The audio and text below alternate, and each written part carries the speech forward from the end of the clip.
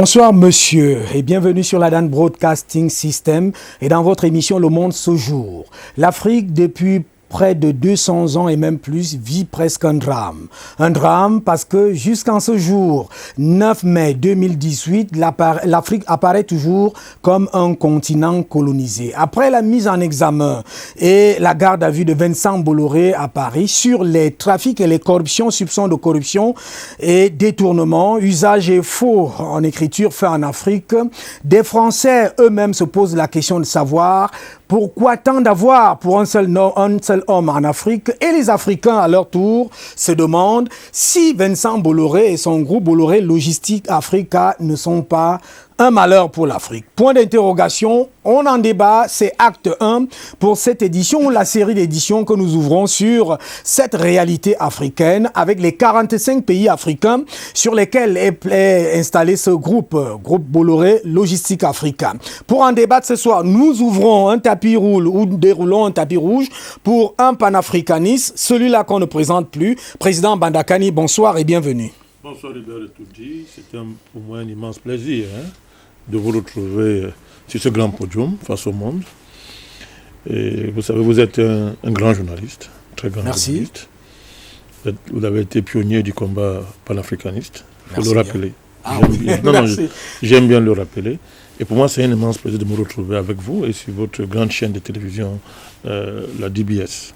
Merci en tout cas, merci pour ces compliments, mais je sais aussi que pour ce combat-là, on est parti d'une première phase, une seconde phase, mais vous avez toujours été à toutes les étapes pionniers et je reconnais que vous-même, vous êtes un grand leader panafricaniste. Je vous remercie. Je ne suis pas digne de tels éloges, mais comme vous me le faites, je l'assume. Merci d'être venu. Alors, vous avez suivi mon introduction. Vincent Bolloré a été mis en examen et puis gardé à vue. C'était inédit. C'est d'ailleurs pour la première fois que cela arrive sur le sol français. Et les plaintes viennent de deux pays, du Togo et la Guinée-Conakry. Alors, lorsque vous entendez cela, vous dites, vous avez déjà parlé de cela depuis 10 ans aujourd'hui. Merci Hubert de rappeler ces antécédents. Dans la dynamique panafricaniste que nous avons initiée, il fallait paramétrer de façon stratégique le combat. Oui. Si vous ratez le paramétrage stratégique de votre combat, vous échouez. Ça veut dire quoi, paramétrer un combat sur le plan stratégique? C'est d'identifier ce qu'on appelle les principaux leviers de stratégie. C'est-à-dire quoi? C'est-à-dire la force à partir de laquelle l'adversaire, l'ennemi se structure pour contrôler votre espace, de manière à anticiper sur vous, de manière à utiliser votre passé. En fait, la force qui est l'arme de combat. Vous l'avez compris. Oui. De manière à utiliser votre passé, votre présent, votre futur contre vous. Oui. C'est-à-dire, on vous retourne contre vous-même. Oui, et il fallait identifier tous ces leviers stratégiques. Et dans ce travail d'identification, nous avons ciblé, nous avons compris que M. Bolloré était une cible stratégique majeure. C'est-à-dire qu'on ne pouvait rien faire de bon dans le continent africain. Qu'on ne pouvait rien faire de bon. Rien faire de bon en Afrique subsaharienne en particulier, sans liquider M. Bolloré. Je pèse le mot. Sans le liquider. Sans le liquider. Je dis liquider, sans le liquider. Est-ce que vous n'êtes pas excessif? Je n'ai jamais été excessif. Je fais de la géopolitique. Tout à fait. Les faits le démontrent. Oui. Parce que Bolloré, lui, nous liquide. Oui. C'est clair. Quand vous lisez les documents stratégiques de M. Bolloré, l'Afrique est représentée comme une cible à manger. Une cible à manger. À manger. On vous mange sur le plan géoéconomique. Et ils avaient pratiquement réussi. Comment peut-on accepter qu'un individu, qu'on appelle M. Bolloré, contrôle toute la façade maritime de l'Afrique subsaharienne? Eh bien, vous avez vu ça où? Les ports non seulement sont les lieux où les États peuvent lever du cash flow, c'est-à-dire l'argent liquide, flow, vrai. En temps réel. C'est vrai. Mais ce sont les portes d'entrée des nations. Comment pouvez-vous donner la porte d'entrée de vos nations à un individu? Ça existe où ça? Le port autonome de mais Douala, tous les ports d'Afrique subsaharienne, il a 17 ports. Profond d'Akribi, le port de Togo. Je dis qu'il a 17 ports. 17 ports. Voilà. Ce monsieur. Mais comment c'est possible ça? Alors vous ne pouvez élaborer aucune démarche géopolitique ou bien géostratégique sans maîtriser le paramètre qu'on appelle M. Bolloré. Or, M. Bolloré n'est pas seul, il n'agit pas seul. Oui. Nous sommes là dans le cadre de la géoéconomie. Oui. Expliquons ça rapidement pour que vos spectateurs nous suivent. Tout à fait. C'est quoi? C'est d'ailleurs la première émission, c'est une série. Parce qu'il est question de comprendre. Ceux qui, en principe, disent que Bolloré n'est pas le malheur de l'Afrique peuvent venir sur ce plateau sans problème. Je les affronterai volontiers. Tout à fait. Mon cher Etundi. Donc, quand les Occidentaux arrivent ici pour déclencher la colonisation ou l'esclavage, qu'est-ce qu'ils font? Ils envoient des aventuriers, appelons-le comme ça. Mais ce n'est pas des aventuriers. On les a appelés explorateurs. Oui. Ils arrivent, ils ont ciblé, ils ont maîtrisé l'espace de façon géographique. Quand vous maîtrisez l'espace de façon géographique, vous le maîtrisez de façon géostratégique et géomilitaire. Tout à fait. Après, quand les aventuriers sont venus, on a transformé l'aventure, l'exploration, en données géoéconomiques. Ça veut dire qu'ils ont conquis toutes les richesses, tous les secteurs utiles de notre continent, tous les lieux stratégiques, tous les lieux... Bref, ils ont cartographié tous les espaces de richesse du continent africain. Quand ils l'ont fait, la suite est connue. Comptoir économique. Et après, les États sont venus pour protéger cela. Ah ouais. Alors, c'est depuis des comptoirs, les comptoirs étaient un paravent pour la protection des États. C'est clair, quand les individus, ces aventuriers se constituent en société concessionnaire coloniale, il fallait l'État pour les protéger. Tout à fait. Parce qu'ils ont rencontré une puissante résistance au sein du continent africain. Ça, c'est aussi vrai. Ouais. Alors, il fallait donc que les États viennent au secours. Quand les États sont venus, il y a eu un deal entre ces États et ces entreprises concessionnaires. C'est ce qu'on appelle la géoéconomie. Donc, depuis ce moment-là jusqu'aujourd'hui, mon cher Tony, ça n'a pas cessé. C'est-à-dire que cette rencontre entre les intérêts de l'État et ceux d'un individu qui devient un homme d'influence, c'est-à-dire que c'est ce qu'on appelle la géoéconomie. On va conquérir des secteurs stratégiques. Ouais. C'est-à-dire, c'est quoi un secteur? Parce que Bolloré, à lui seul, il est dans 45 pays. Tout à fait. Alors, et dans un secteur stratégique, les façades maritimes, les ports, ouais. Les ports je vous ai dit, sont des lieux d'entrée. C'est de la porte des nations, le port. Et ils contrôlent les ports au niveau de la logistique des ports portuaires. Ah oui. Ça veut dire que tout ce qui entre dans votre port et sort, M. Bolloré le contrôle. Ah, ça peut échapper au contrôle de... Mais ça échappe que ça peut. Tout à l'heure, je vous le démontrer tout à l'heure. Okay. Ça échappe. Ça veut dire qu'il contrôle ce qui entre et ce qui sort. Il peut donc faire entrer ce qu'il veut et sortir ce qu'il veut. Faire entrer ce qu'il veut, y compris des armes. Monsieur, c'est ce que je vous dis. Vous avez là quelque chose de terrible. Quelqu'un concentre dans ses mains une telle puissance. Et les États regardent. S'il faut appeler ça les États, moi je les appelle les États néocoloniaux. Il y en a qui sont dans des dynamiques d'émancipation. Et pour la plupart en Afrique, vous avez affaire des États néocoloniaux. Ce ne sont pas encore des États au sens réel du terme. Vous ne pouvez pas laisser entre les mains d'un individu comme ça. Autant de puissance. Il est la porte d'entrée de votre nation. Il lève le cash flow comme il veut. Mon cher, le cash flow qui circule au port. Tout ce qu'il entre, ce qui entre, il prélève de l'argent. Tout ce qui entre au port, il prélève de l'argent. Vous comprenez ça? Oui. Le privilège que l'État doit monopoliser. Ce monsieur le prend à la place de l'État. En fait, c'est un impôt. C'est une forme d'impôt. Vous êtes en train de dire que ce que l'État doit faire, mais il prélève. Il prélève. Quand quelqu'un contrôle la manutention portuaire, tout ce qui est logistique portuaire, il fait quoi? Mais il prélève de l'argent cash flow. Il est très riche. Il est très riche. Et plus grave même, il va contrôler ce qu'on appelle tous les espaces stratégiques de votre nation. Puisque quand vous voyez le port c'est quoi? Le port, c'est un endroit où aboutit ce qu'on appelle les parties utiles des pays africains. C'est quoi l'Afrique utile? C'est l'Afrique riche que le colon a maîtrisé et a confisqué pour son bien-être. Parlons un langage simple que les gens écoutent. Pour son bien-être. Ils ont appelé ça avant la mise en valeur de la colonie. Mais en fait, c'était d'utiliser la colonie pour enrichir la métropole, en pillant les richesses de la colonie. C'est là qu'il s'agit, le pillage. Mais le port n'est que l'endroit où tout le système de pillage aboutit. De l'Interland au port. Oui. Ça veut dire que si un gars contrôle le port, il contrôle toute la richesse de votre pays. C'est ce que je vais vous dire. Il y a le lien est clair. Voilà pourquoi M. Bolloré ne veut pas se mettre investir dans les ports. Il est investi dans les transports. Il est dans la communication. Mon cher Etondu. Il est dans l'agriculture. Il est dans tout ce qui est, il est dans la finance. Il est dans tout ce qui est stratégique. Pourquoi? Parce qu'il est obligé de faire ça. Donc vous avez affaire à un État dans l'État. C'est ce que je voulais vous aboutir. À un État dans l'État. Dans l'État. Et ça devient très grave. Mais tout à l'heure, on va développer ça. Ouais. Alors, M. Bolloré, pour faire tout ça, il ne peut pas le faire seul. Il a besoin de l'État français. C'est là où il y a le deal géoéconomique et géopolitique. Il devient un agent de l'État français. Voilà pourquoi, en France, il faut qu'il place les gens au pouvoir. Il faut que ceux qui sont présidents soient en deal avec lui. Avec lui, oui. D'autres sont liés avec Sarkozy. La justice française fait semblant de comment couvrir vous ça. expliquez maintenant? Oui, je vous comprends très bien. Oui. Mais là, sa mise en examen, c'est quelque chose qui a étonné tout le monde et ça garde à vue. Non, ça étonne ce que ça avait étonné, les naïfs. D'abord, vous savez, vous, nous l'avons dit depuis très longtemps. Tout à fait. Nous avons commencé le combat contre Bolloré, seul contre tous à l'époque. Donc, ce qui arrive ne nous surprend pas. 2. Sa mise en examen n'est que la conséquence du changement politique à la tête de la France. Monsieur Macron veut un deuxième mandat. Et il doit neutraliser tous ses ennemis. Toutes les personnes, toutes les forces en France qui peuvent s'opposer à son deuxième mandat. Et toutes les puissances économiques qu'il y a derrière Macron, qui aussi veulent être riches, ont intérêt à neutraliser leurs adversaires. Or, le premier adversaire, M. Macron, dans le champ politique qu'on appelle la droite en France, c'est M. Sarkozy.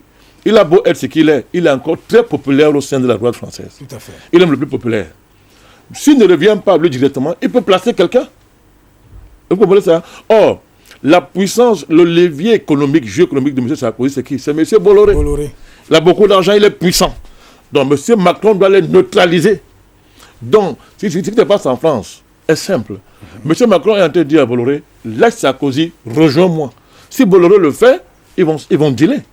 Donc, les Africains ne peuvent pas être naïfs. Le malheur de l'Afrique risque, c'est pour ça que j'arrive à ce niveau. Oui. Ça veut dire que, alors, les leviers de ce malheur de l'Afrique qui doivent être tout au moins mis en exergue maintenant pour que toute l'opinion africaine puisse comprendre.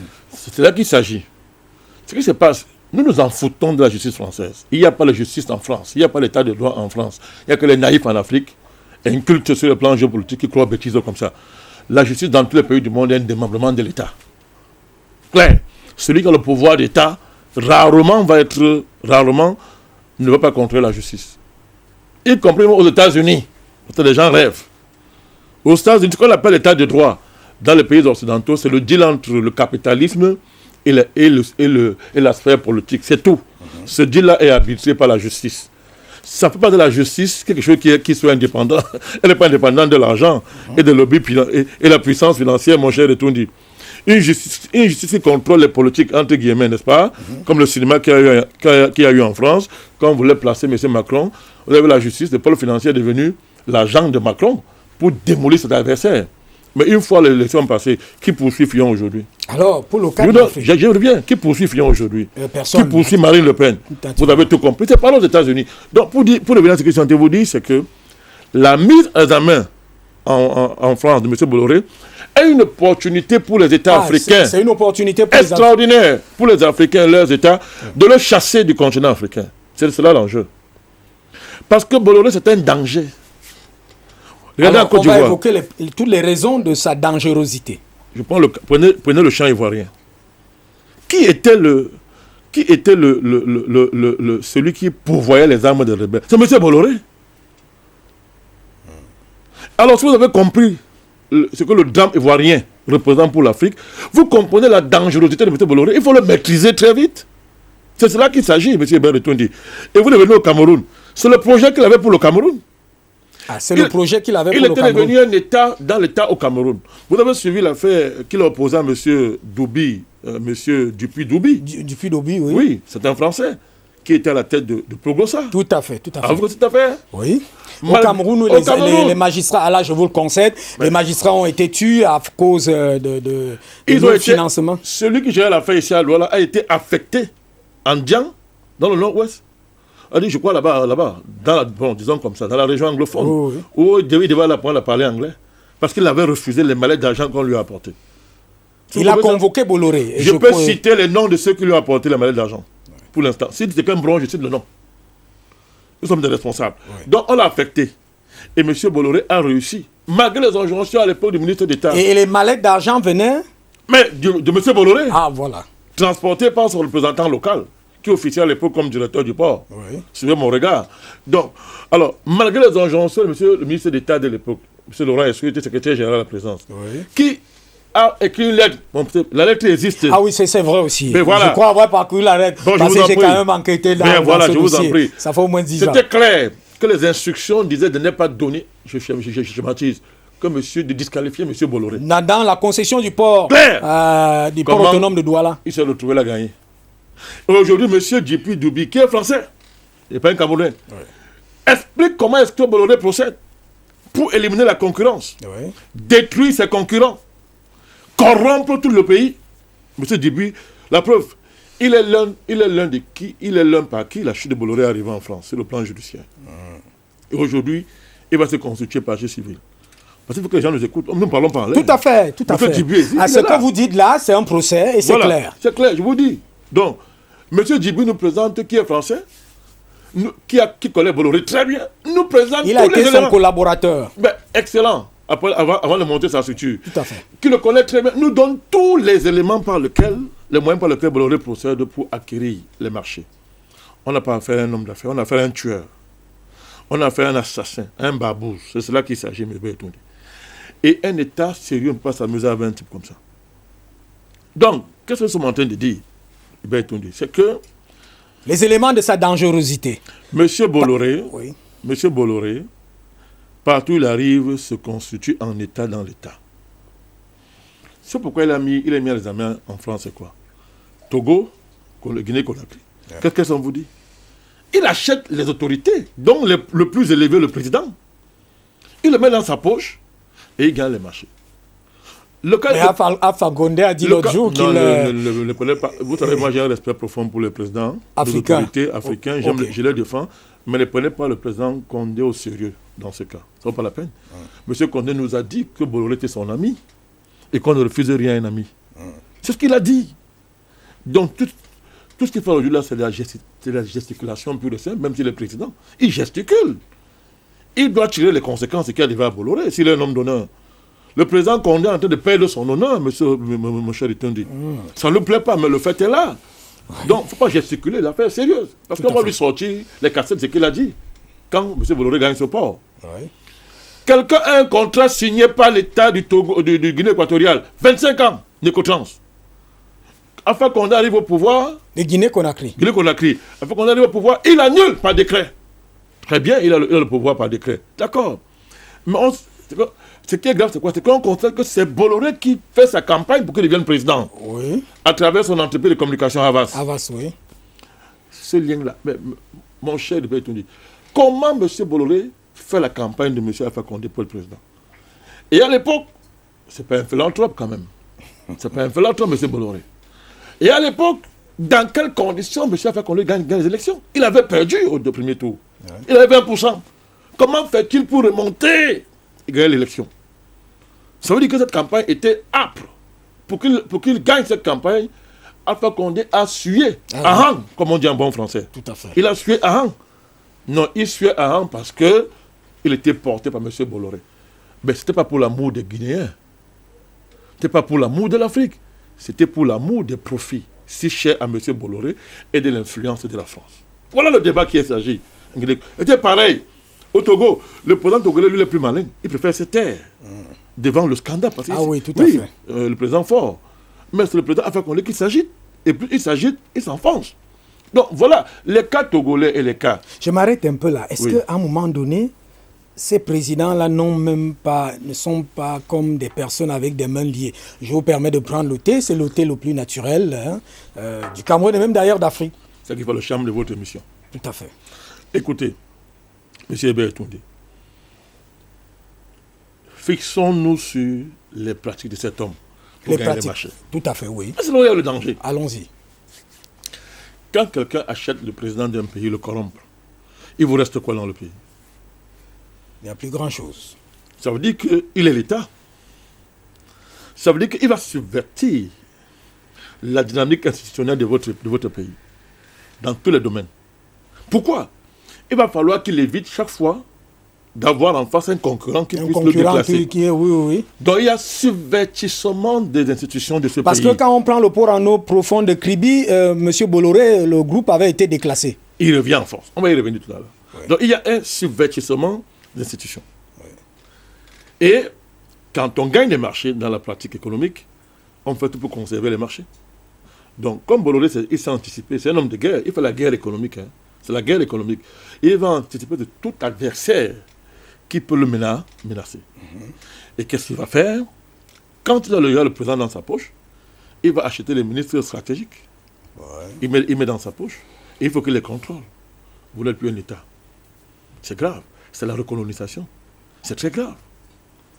Alors, voilà pourquoi quand tu viens dans un pays, dès qu'il est à l'aéroport, on déroule un tapis rouge qui le conduit directement à la présidence. Il ne parle qu'avec le président. Mon cher Etundi, vous n'êtes plus un État. Comment concilier dans les intérêts de l'État avec l'État en question, avec ceux de M. Bolloré, et ceux de la France. Et c'est des peuples africains. Sauf si vous voulez me dire que le but de la France est de développer l'Afrique. Alors ça fait plus de 300 ans bientôt, plus de 100 ans, n'est-ce pas? Plus de 100 ans qu'on est en relation avec la France, il n'y a pas de développement. On va revenir sur la France se développe au détriment de l'Afrique. C'est cela qu'il s'agit. Alors Bolloré est dangereux. Parce que quand ça ne l'arrange pas, il organise la guerre civile. Il porte des rébellions. Les gens ivoiriens nous parlent. Il n'y a plus de débat là-dessus. Il porte la guerre civile. Il porte les rébellions. Ça veut dire qu'il va déchirer la constitution du pays. Il va dynamiter les institutions pour établir sa loi à lui et placer ses gens au pouvoir. Attendez, voilà pourquoi donc Bolloré devient même un danger pour ses chefs d'État. C'est ce que je suis en train de vous dire. C'est inacceptable, bien retourné. Quand on revient au cas du Cameroun, parlons-en. Parce que les gens pensent que c'est une affaire togolaise. Non, tout à fait. Ça concerne le Cameroun. Je vous ai pris comment la concession du port en autonome. Lorsqu'il était en concurrence avec l'opposition du ministre Laurent Esso. Tout à fait. Quand il est en concurrence avec M. Dupuy-Dobi, Progosa, qui a une offre 1000 fois mieux que celle de M. Bolloré, comment est-ce qu'il gagne le marché? Alors que le président a dit qu'il faut le disqualifier. Parlons comme ça. Il y a un document, le document existe, signé par le secrétaire général de l'époque, le ministre Laurent Esso. Il est vivant quand le parler, il est vivant. Le document est là, je l'ai, M. Betondu. Ce document, où il écrit, c'est clair. Mais comment Bolloré procède pour gagner? Par la corruption. Par le fait qu'il y a un État dans l'État au Cameroun. Il y a des ramifications jusque sous le lit du président de la République du Cameroun. Vous savez que moi, je parle maintenant dans la poche. Et ce que vous dites est vrai, j'ai quand même parcouru ces documents concernant le port autonome de Douala. C'est clair. Il contrôle le secrétaire général de la présidence. Parce que la plupart des responsables du port autonome de Douala, à l'époque, avaient été entendus. Claire. Certains ont refusé de se prononcer. C'est clair. Ce magistrat dont je retrouverai son nom, on l'a envoyé, je vous dis là-bas, qui a osé convoquer Bolloré. Convoqué et il a refusé les mallettes d'argent qu'on lui a envoyés. Tout à fait. Nous connaissons la personne qui transportait l'argent et qui a envoyé l'argent. Nous parlons par l'air. Donc, M. Hébert Retondi, voilà comment il gagne.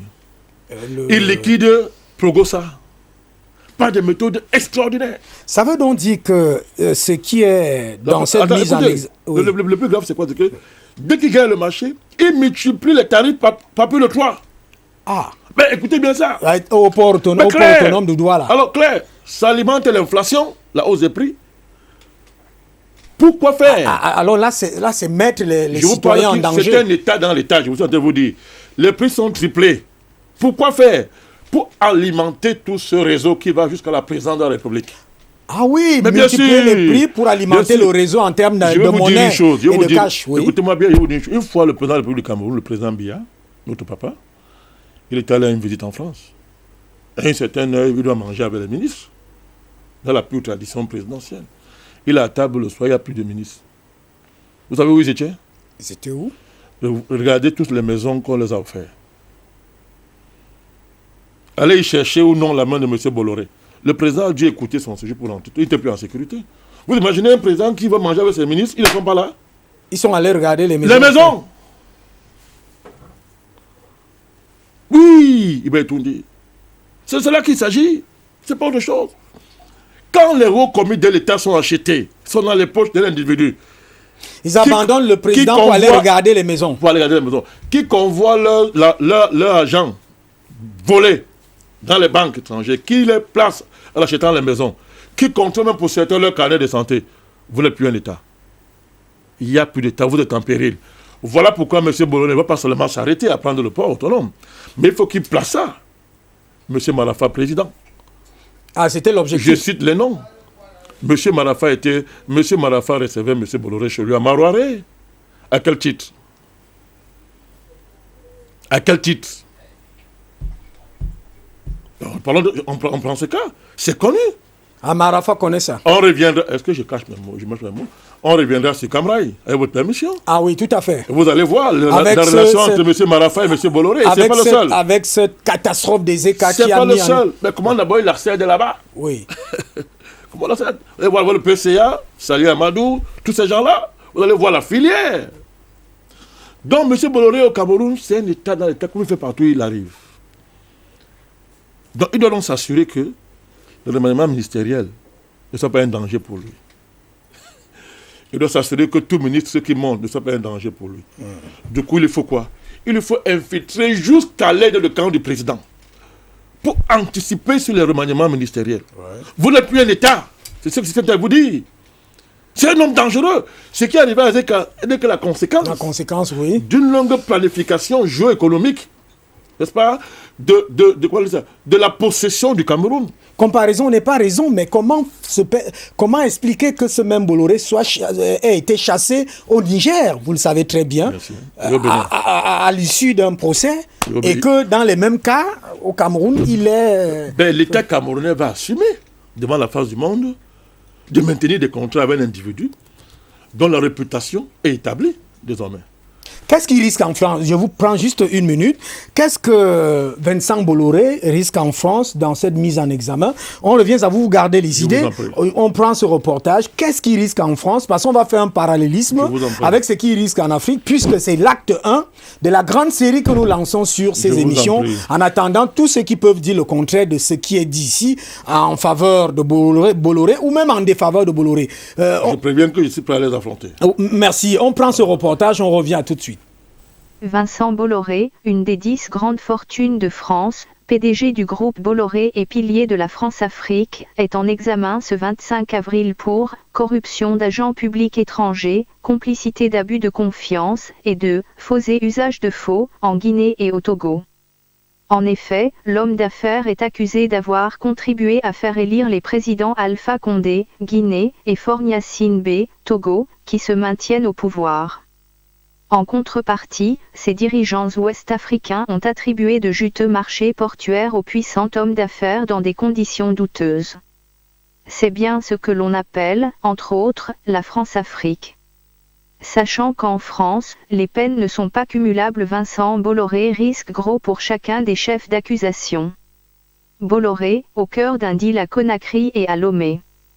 Après avoir confisqué le pouvoir de force suite au décès de son père, avant d'être élu, en avril 2005, à l'issue d'un scrutin controversé, Faure Gnassingbé postulait pour un second mandat en 2010.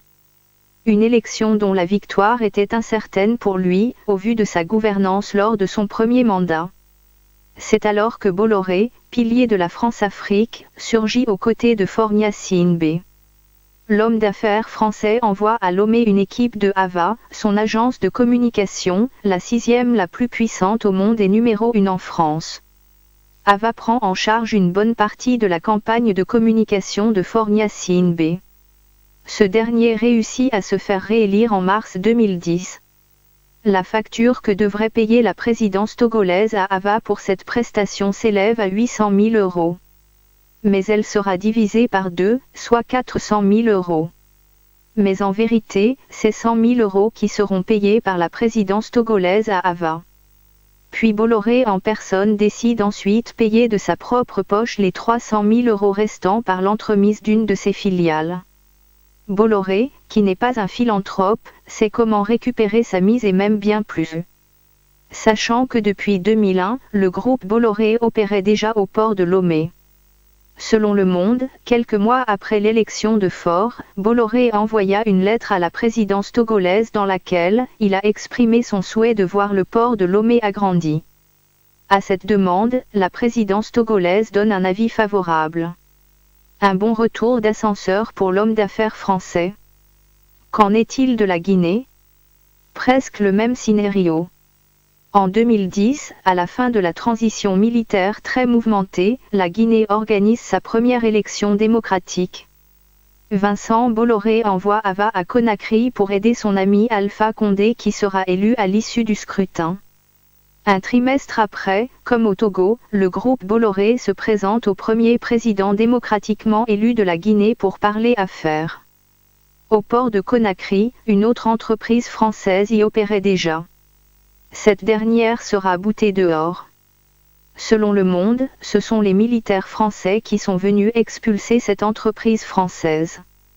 Puis Alpha Condé annonce par décret la nouvelle entreprise qui va reprendre la main sur le port de Conakry, c'est le groupe Bolloré qui sera désormais en charge du terminal à conteneurs. Un des proches du milliardaire français parle de méthode de cow-boy. Homme d'affaires impitoyable, Bolloré a des connexions avec l'État français quel que soit le gouvernement en place et d'autres politiques. Alpha Condé ne cache pas son amitié avec Vincent Bolloré qui date de plus de 40 ans. Et pour ceux qui pensent que l'amitié entre Bolloré et Alpha Condé a pu influer dans la cession du port de Conakry, le président guinéen répond, c'est un ami, Bolloré. Je privilégie les amis. Et alors ? Bolloré remplissait toutes les conditions d'appel d'offres et je peux vous dire que plus personne ne voulait de Jetman Cotran qui n'a pas honoré ses engagements, a poursuivi Alpha Condé cité par l'AFP. Que risque Bolloré s'il est déclaré coupable ? Selon RTL pour le chef d'accusation de corruption d'agents étrangers, il peut être puni de 10 ans de prison et 1 million d'euros d'amende, selon le site Les Jours, cité par RTL. Quant au chef d'accusation des abus de confiance, l'homme d'affaires risque 3 ans de prison et 375 000 euros d'amende et enfin pour ce qui est du faux et usage de faux, Vincent Bolloré encourt une peine 5 ans de prison et 75 000 euros d'amende. Précision, en France, les peines ne sont pas cumulables, à la différence de ce qui est en vigueur dans d'autres pays comme les États-Unis. Vincent Bolloré sait surveiller ses arrières et soigner ses relations. Il fricote aussi bien avec les politiques de gauche que de droite en France. Des connexions avec tous les pouvoirs de l'Élysée. Vincent Bolloré a toujours eu ses entrées à l'Élysée. De ce fait, les pouvoirs passent mais Bolloré reste. À la tête d'un empire familial qu'il s'est toujours évertué à se développer, son père, l'industriel Michel Bolloré, était ami de l'ancien président Valéry Giscard d'Estaing. Le fils, Vincent Bolloré, a eu à recruter quelques proches de Jacques Chirac. Ami très proche avec Sarkozy, après son élection en 2007, c'est à bord du yacht de Vincent Bolloré que Nicolas Sarkozy a célébré sa victoire suscitant une polémique dans l'opinion française. Vincent Bolloré, c'est aussi un grand ami de Jean-Yves Le Drian, ancien ministre de la Défense de Hollande et actuel ministre des Affaires étrangères de Macron. Bolloré est également ami de Bernard Poignant, l'ancien conseiller spécial de François Hollande et sa proximité avec Emmanuel Macron est connue. Bolloré a également soutenu Anne Hidalgo à la mairie de Paris. En définitive, le secret de Vincent Bolloré c'est d'être ami avec les hommes de pouvoir qui sont pourtant des adversaires politiques qu'ils soient de gauche ou de droite. D'ailleurs, François Hollande, alors président, avait fait du lobbying en faveur de Bolloré pour la reprise du port de Kribi au Cameroun. L'un de ses secrets, c'est de travailler avec tout le monde, de détester les journalistes, peut-être mais, d'être ami avec les politiques. En fait, il s'en méfie des politiques, mais il sait qu'il faut être proche de tout le monde pour réussir, estime le journaliste Nicolas Vescovaci qui a enquêté sur l'homme d'affaires avec son confrère Jean-Pierre Canet. Au cœur de la France-Afrique, le groupe Bolloré est incontournable dans les relations d'affaires entre la France et l'Afrique. L'empire Bolloré, c'est un pouvoir très fort. L'Afrique, c'est très important. C'est quelqu'un qui a une activité très forte, donc fatalement pour le pouvoir politique quelle que soit sa couleur. On ne peut pas se passer de Bolloré quand on va en Afrique, Jean-Pierre Canet. Tout compte fait l'Élysée a conscience de l'importance de cet industriel pour opérer en Afrique. Monsieur Bolloré est très important. Il n'y a pas que les ambassades de France à l'étranger.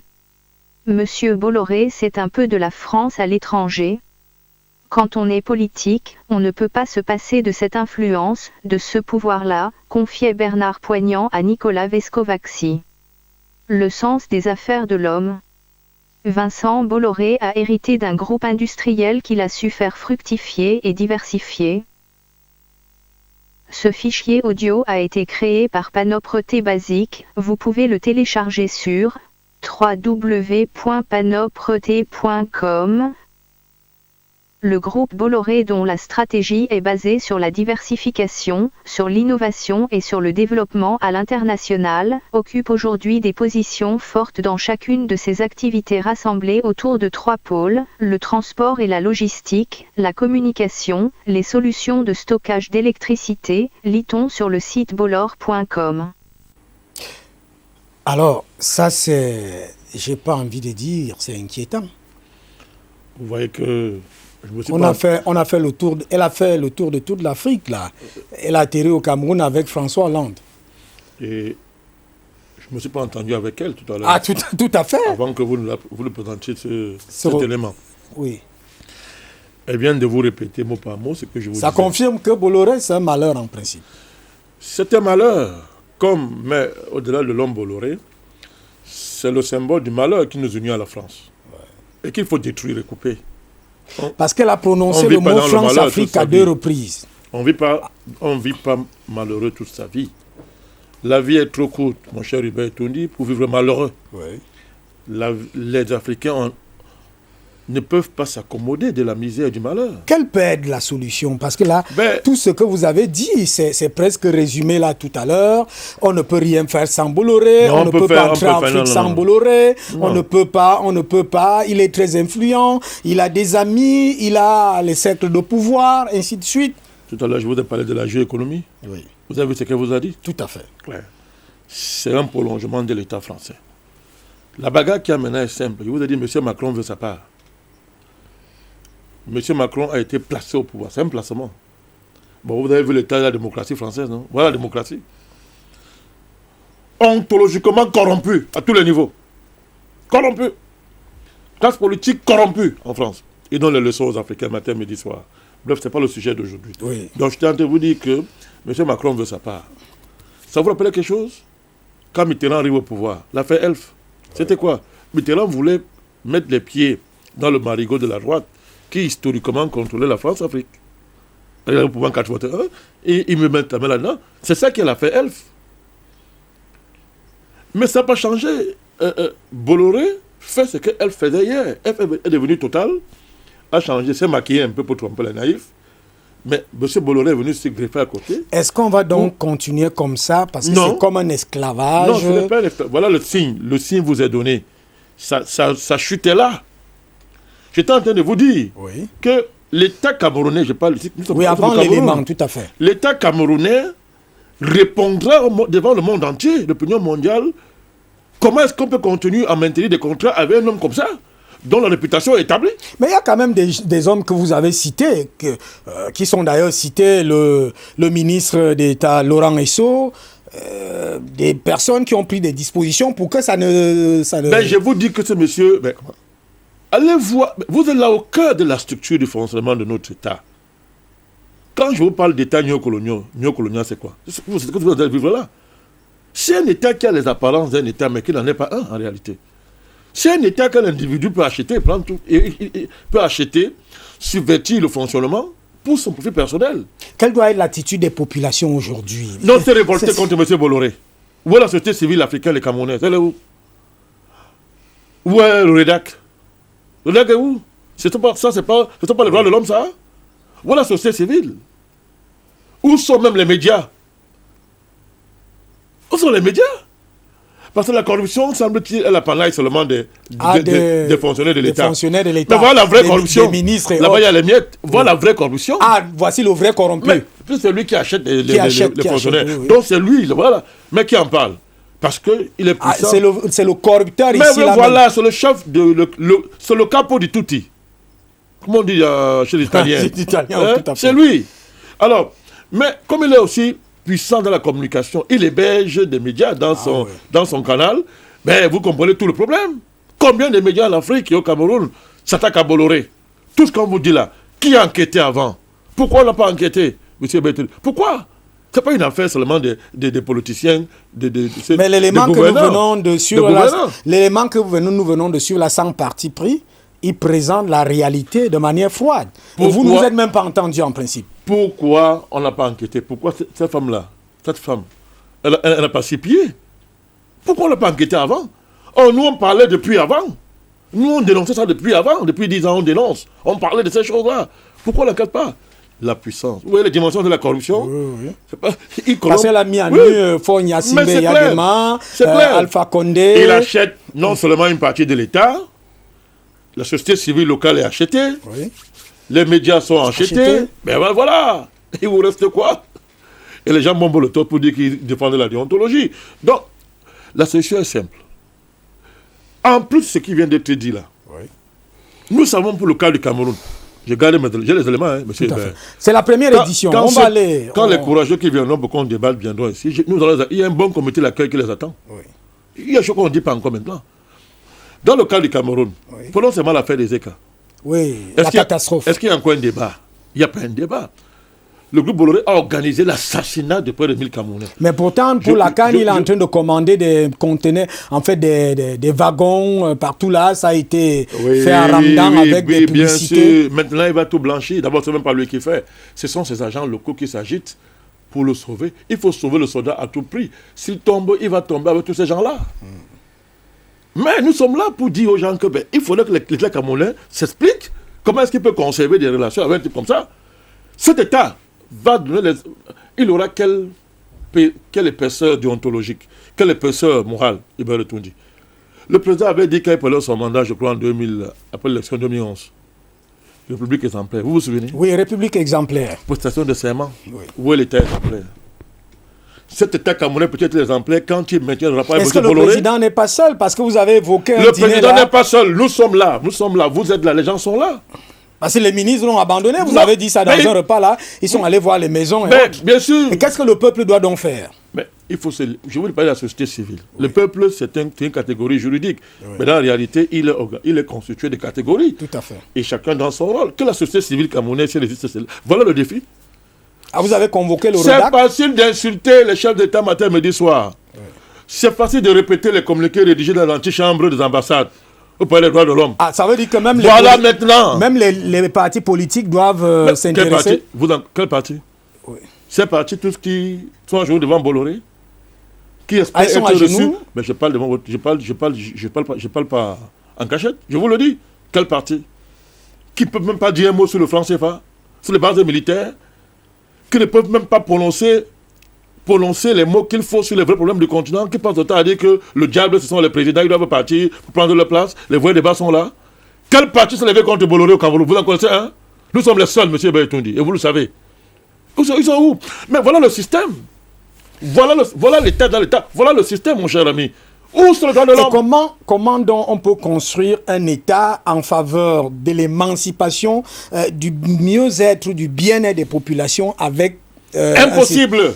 Vous devez liquider, je parle français. Hein. Ah oui, vous avez dit liquider cet État dans l'État. Il n'y a pas deux États dans l'État. Et c'est le défi du Cameroun et du président Biya. C'est le défi. L'opération épervier ne suffit pas. Il n'a même pas commencé ça encore. Veut dire, de notre point de vue, ça n'a même pas commencé encore. Il faut le durcir davantage. Et savoir où frapper. Tous les gens là qui sont amis de Bolloré sont autour du président. Ça, si on comprend bien, dans l'affaire au Cameroun, comme au Togo, en Guinée, la Bolloré doit être mise en examen, poursuivi. Mais il doit être... Mais on vous a dit ce qu'il attend. C'est au moins 20 ans de prison là. Ah oui, 20 ans. On vous a dit non? Tous les comptes faits. Corruption d'argent étranger, abus de confiance, faux usage de faux. C'est au moins 20 Alors, ans. ces peines ne sont pas cumulables, on vous l'a dit, en France. Mais maintenant, après la France, les États africains doivent se lever. Qu'est-ce qui empêche les magistrats de prendre responsabilité dans ce pays? C'est ça qu'il s'agit. C'est établi. Maintenant, ce n'est pas nous qui parlons, c'est la France elle-même qui dit que notre fils est un démon. La France elle-même dit ça. Où est le magistrat? Où sont les magistrats? Où est le justice camerounaise? Ça devait déclencher le processus. Un magistrat a le droit d'enclencher une procédure ici contre cette affaire. C'est ce que je t'ai vous dire. Je crois que le ministre Laurent Essonou suit d'ailleurs. Il est très au parfum de... Monsieur Bertondi, l'affaire Bolloré, ce n'est pas seulement une affaire économique, c'est une affaire politique, c'est une affaire géopolitique, c'est une affaire sociale, c'est une affaire de civilisation. On a encore un pays, le Cameroun, et on a encore un pays. Et on est digne d'être appelé homme. Quelqu'un vient chez vous, il tue 1000 de vos compatriotes. Et vos ministres, votre État, qu'est-ce avec lui? Nous avons contesté le chiffre officiel. De la catastrophe. Le reste, on dit les disparus. Mais nous parlons des disparus. Il n'y a pas de disparus. Ça n'existe pas. Le rôle de l'État, c'est de nous dire qui est disparu. Nous n'allons pas accepter ça. Voilà pourquoi moi je parle de 1000 morts. Je rejette cette affaire de chiffre officiel. Malgré le respect que j'ai pour nos institutions. Nous rejetons ce chiffre officiel, c'est pas vrai. Le président a commandé un rapport d'enquête, vous le savez. Tout à fait, le rapport. Il a rendu public la synthèse d'un communiqué officiel d'État du Cameroun. Établissant où Bolloré est mis en cause clairement. Clairement, le premier responsable. Alors un chauffeur dit je ne conduis pas ce train, il est mauvais, il est nul. Il n'a pas de frein. On dit monsieur, je ne conduis pas, donne-moi un papier. On lui donne un papier. Bon sang. Vous savez dire? Mais Bolloré a organisé la mort de 1000 Camerounais. C'est une entreprise terroriste. Pourquoi lutter contre Boko Haram et ne pas lutter contre Bolloré? Mais voilà Boko Haram sur d'autres dimensions. Beaucoup de personnes qu'on a... Ne me coupez pas, monsieur Bertoni. Allez-y, allez-y.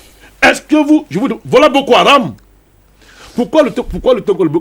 Le président est engagé contre Boko Haram. Oui. C'est à son honneur, nous sommes derrière lui. Oui. Mais voilà Boko Haram. Le groupe Bolloré. Il a tué 1000 Camerounais. Et il a organisé ça. On a dit, les trains sont mauvais. Et j'ai les documents. J'ai dit que ceux qui vont venir sur le défendre, je les attends. Dans les documents. Où, longtemps avant le drame, des Camerounais se sont levés. On contestait la qualité des... On fait des réunions avec le staff de Camrail, avec les fonctionnaires camerounais pour démontrer que ces rails sont défectueux. Les wagons là sont des... Je vous donne... Wagons CC25. 3000. Oui. Des vieilleries importées, ramassées au Mozambique. On a des personnes, on a amené ça ici. Et vos ministres ont reçu ça. Voilà ces wagons qui ont tué les gens à Ezeka. On le savait. Les wagons achetés au Mozambique. Achetez, vous êtes gentil. Ramassez la poubelle. Ramassez, on a repris, on a amené ça ici. Vos ministres ont reçu ce genre de choses. Pourquoi le Premier ministre, en plein bruit, il a porté les bottes pour aller là-bas? Notre Premier ministre, c'est ça qui tue les gens à Ezeka. Monsieur Bertoni. C'est quoi ça? C'est pas Boko Haram? Alors maintenant on discrimine Boko Haram. Il y a les bons Boko Haram et les mauvais Boko Haram. Donc le Boko Haram, c'est seulement les gars qui tuent. Non, je continue. Oui. Donc le mauvais Boko Haram, c'est seulement les gens qui tuent au nord. Ils sont inacceptables. Bolloré, lui, c'est bon. Parce que lui, il est Boko Haram en cravate et en veste, et protégé par l'État français et ses complices camerounais. Nous n'allons pas accepter ça. C'est Boko Haram. Ça prendra le temps que ça prendra. Bolloré payera de ses crimes au Cameroun. Non, pas ça. C'est 1000 Camerounais. C'est pour ça que je voulais demander qu'est-ce qu'il risque pour les... Non, il va aller en prison en France, maintenant on va le poursuivre ici. Ah oui, c'est-à-dire que... Et il faut l'amener ici. Il finit la prison en France, on le prend, on l'amène ici, même s'il a 200 ans, on le met ici, en prison. Et on construit une tombe, on met les chaînes autour pour 1000 ans de prison. Mais c'est important pour la mémoire. Vous faites rire parce que je vois un peu l'image d'une tombe avec des chaînes. Et on va enseigner ça à nos enfants à l'école. Qu'une fois au Cameroun, ceci est arrivé. Ça s'appelle la mémoire nationale, le Bertoni. On entretient la mémoire. C'est ce que font les pays que vous appelez civilisés. Mais mettez-le au moins à ce niveau. Oui. Alors quand on fera des stèles pour Boko Haram, comme le président l'a indiqué, le président a indiqué une stèle aussi pour Ezeka. Oui. Mais cette stèle-là, c'est une très bonne chose pour la mémoire. Mais il faudra mettre à côté. Oui, quand il va finir sa prison en France, on va l'amener ici. Même s'il a 200 ans. S'il est déjà mort, on va construire un cercueil symbolique ici avec les chaînes. Mais maintenant, s'il est blanchi en France, Bolloré, assassin de 1000 Camerounais. S'il est blanchi en France, comment ça va se procéder? Ça continue s'il est blanchi en France. D'abord, moi, je n'attends rien là, je suis française. C'est pas naïf. Je n'attends rien. Je parle de l'Afrique et des pays africains. S'il est blanchi, la conséquence sera que l'État dans l'État risque de se réveiller et de se consolider. Mais voilà l'enjeu de l'affaire. Voilà pourquoi ses amis font tout et tout pour le blanchir.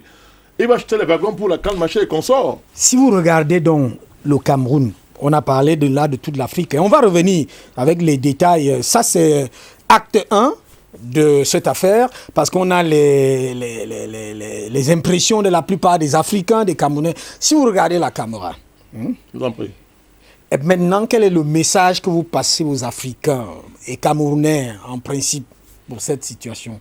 Puisqu'on a suivi le reportage, il n'est pas de nous, en principe. Il est d'une consoeur étrangère et française, curieusement. Alors, qu'est-ce qui doit être dit aux Africains, aux Camerounais? L'affaire Bolloré est une affaire emblématique, au-delà d'individus. C'est une affaire qui nous dessine nos rapports avec la France et l'Occident. Les rapports d'esclavage, millénaires d'esclavage. Ça change de forme, les rapports d'esclavage. Ça ne doit pas cesser? Nous sommes des esclaves. qu'on soit en veste, qu'on soit milliardaire africain, qu'on soit président dans les pays africains, nous sommes des esclaves. L'affaire Bolloré le démontre. Le débat est celui-ci, M. Beton. Oui. La Bible dit ceci pour ceux qui sont chrétiens. On peut être esclave, c'est une chose. Mais lorsqu'on vous dit que l'heure de la liberté a sonné, et que vous préférez l'esclavage, la Bible dit qu'on perce vos oreilles. Vous êtes esclave à vie. Rien n'est pire qu'un esclave heureux.